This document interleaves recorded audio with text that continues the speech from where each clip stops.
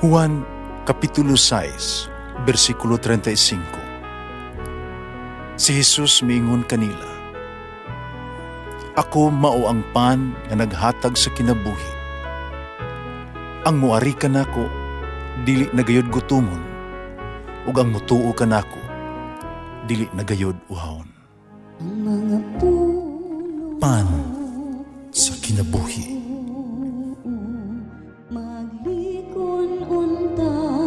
Sa mong pagtuo o gagakakabi sa pagtuman sa imong mahal nga kasuguan. Kinumanaakan ninyo. Dayon si Jesus mibiya ni adtong dapita, miadtos kayutaan sa Tiro ug Sidon. Unya may babaeng taga-Kanaan nga may abot ug mituaw. Ginoo, anak ni David, kaluy in taon ko. Kisakmit sa yawa ang anak kong babae. Apan walay gisulti si Jesus. Busa, ang iyang mga tinunan, miduol miingon, papapahawaa siya. Pagkalingugngog niya, nga nagsunod kanato. Nga si Jesus miingon sa babae, "Gipadala ako alang sa nawalang karnero sa Israel." Apan ang babae miluhod sa tubangan ni Jesus miingon, "Ginoo, tabangi ako." Si Jesus mitubag, "Dili makaturunganon ang paglabay sa pagkaon sa mga anak ngadto sa mga iro." Ang babae mitubag, "Tinuod ka na, Ginoo, panbisan ang mga iro makakaon sa bumho na makhulog sa talad sa agalon." Nya si Jesus miingon, "Babae, pakadako sa imong pagtuo. Mahimo ang imong gipangayo." Yung anak nga babae naayo adtong gutlua. Ang Ebanghelyo sa Ginoo. Pasalamati ang Diyos sa tanang mga Diyos, ang iyang gugma manungtanon. Pasalamati ang Ginoo sa mga Ginoo, ang iyang gugma manungtanon.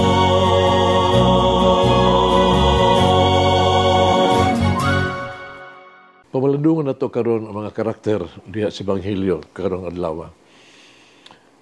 Una mga apostoles, no? Gusto nila nga palakton tapahuaon ni Jesus ang babae to kay nagsamok-samok nila. Gusto nila papahuaon. Ang mga apostoles mingo kang Jesus, palakta siya, sige siya panawag kanato. Kano ka? Tingali, naulaw sila sa ihang pag-agulo siya pagka makan nunayon ba. Tingali kaha, nakita nila nga kaniya ang usa ka mura gitawag tog kasamok, no? Kompetensya sa pagtagad ni Jesus. Mapailubon kita mga igsoon. Pagkita sa mga tao nga magsamok ka nato, no? Nagsamo sa itong libre nga oras. Pangutana lang. Gaduha ang babae. Siya doon na dinaliang nga panginahanglan. Dili kini para siyang kaugalingon, kundi para sa siyang anak in town, ang babae nga giyawaan. Bisag ka, no? Ang babae, gini sa likway, ayang hangyo, gipalakaw gini siya sa mga apostoles. Mismo si Kristo, no? Primero, wag gini siya tagda. So sa dihang si Kristo namulong na, ang mga pulong ni Kristo, nagdaganig masakit nga pahayag. Puwang pa niya nga, dili ni para ninyo, dili ni para sa mga iro. Ang makinig babae, wag yun wadig paglaong. Wag yun siya, wag siya masuko, nagpadayan ng gihapon yun siya. Insistir siya og milakutay, no? Ang babae nagpadayon, pag-insister, pagsalig ug paglaom kang Hesus. Unsay makahimo sa babae yun, nga mudawat sa tanang mga papakaulaw o mga pagsalikoy. Unsa may nakatukmo niya. Ibaw ka, kini mo ang iyang inahanong gugma alang sa iyang anak. Ang babae, mituaw kang Hesus, misampit kang Hesus, kaluy ako, Ginoo, anak ni David. Ang akong anak na babae, gisakit sa demonyo. Ang gugma, mo'y nagapaduol kaniya sa pag-anto sa tanan mo hatag niya kusog. Ang gugma mo ay nagapahimo kaniya nga mudawat sa pag-ubos o komento na sakit. Si Jesus mahimo gyud og maayo alang kanato. Di gyud siya kita niya pasagdan. Simulihok alang sa tong kaayuhan. Dinhi si Jesus nagsulti kanato, kung ligo ng imong pagtuo kanako, ang tanang kalisdanan masulbad. Bisan ang imposible nga buluhaton matuman.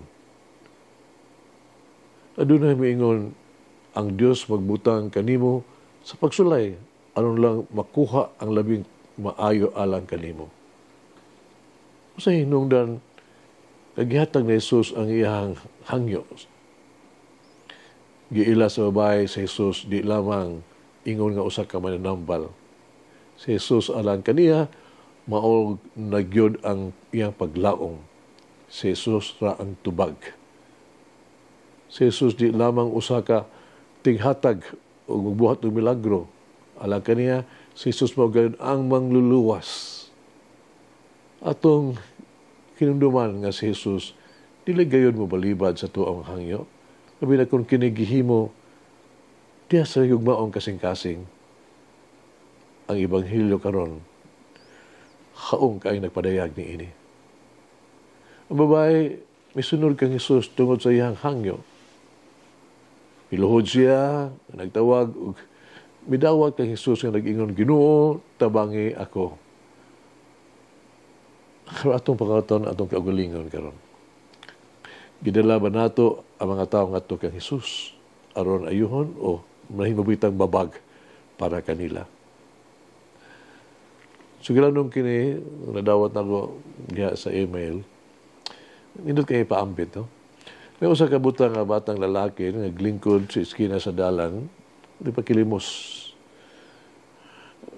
Doon ay usa ka lata sa usa ka karton yang gisulatan kini og buta ako, I am blind. Doon mga sinsilyo nasul sa lata. Pero diha tao nga nilabay, mihunong sa kadiyot, no? Unya, ditanaw niya ang lata, gipunit niya sa ang karton. May gisulat siya. Niya naman nagbutan sa sensilyo, niya milakaw siya. So, madugay, daghan ang kaayong nilaw ng tao ng labay, nga naghulog, sensilyo sa iyang lata. Natingala ang bata, no? Sige dekanon sa limos nga dawat. Pagkahapon na ang tao nga nibalik nangumusta sa butang nga bata. Nangutana ang bata, ang butang nga bata, ikaw ba katong milabay ganina o dinibuntag? Ang tao maingon, ako kato.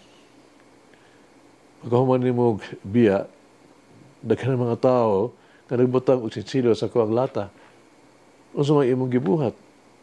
Ang butang nga bata, gustong mahibalo. Naalam ko gisulat sa imong karton. Ang tao miingon, itubag. Pwede ba na akong mahibawan kung unsa ang imong gisulat? Mahimabaan mo kining basahon para kanako palihog ng utana ang bata. Ibasa sa tao ang iyang gisulat. Karong adlaw, usa ka matakhong nga adlaw.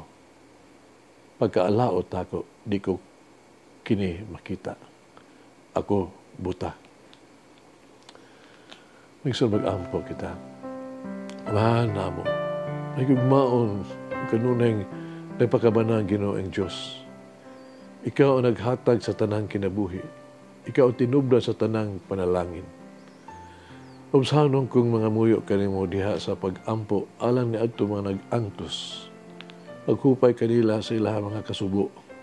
Paghupay kanila sa ilang kasakit. Ayaw sila silang kasakit. Ilang mga sakit. Uban sa mong dako nga kahong ug dakong gugma. Maghimog mga milagro sa ilang kinabuhi. Iuli kanila ang ilang maing panglawas. Ayuha silang physical ug spiritual nga mga kasakit.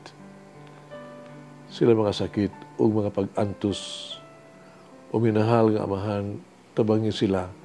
Nagpabilin o malaumon, tabangin sila ng mga maligon o mga malahotayon. Hinaot nga magpadayon sila sa pagkupot diha kanimo. Hinaot magpadayon sila nga musalig kanimo, udangop kanimo. Amen. Mama Mary, grant me the grace of faith and perseverance. Langin ang Diyos magagawang sa tanan, Amahan, Anak, Espiritu Santo. Amen. May the Lord of the divine mercy bless us all, heal us from all diseases and suffering. Ayun unta niya kita, tanang mga sakit na sa lawas o sa kalag, body and soul. In the name of the Father, the Son, and of the Holy Spirit. Jesus, I trust in you. Amen. Whoever eats the bread of life will never hunger, says the Lord. Kay galaan inyong nabati ang pagpaambit ug hamubong pamalandong sa pulong sa Dios pinaagi sa tulumanon pan sa kinabuhi nga gidumala ni Monsignor Daddy Silva. Hangtod na usab sa sunod higayon, daghang salamat.